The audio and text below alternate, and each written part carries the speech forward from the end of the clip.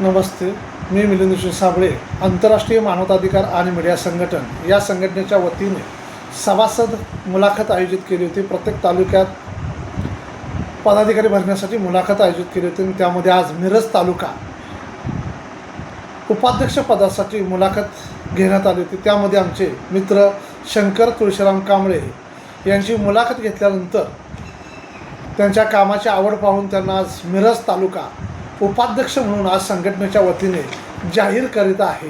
तर त्यासाठी त्यांना आज संघटनेच्या वतीनं प्रमाणपत्र महाराष्ट्र राज्य प्रभारी मिलिंद साबळे यांच्या वतीने देत आहे. आमचे राष्ट्राध्यक्ष डॉक्टर के.पी. अहमद यांच्या मान्यतेनं त्यांना आज मिरज तालुका उपाध्यक्ष म्हणून जाहीर करत आहे. त्याबद्दल आमच्या संघटनेच्या वतीनं त्यांचे हार्दिक स्वागत.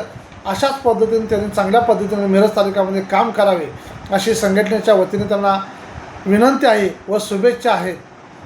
पुन्हा एकदा सर्व संघटनेच्या वतीनं त्यांच्या आज मिरज तालुका उपाध्यक्ष निवड झाली म्हणून त्यांचे हार्दिक स्वागत.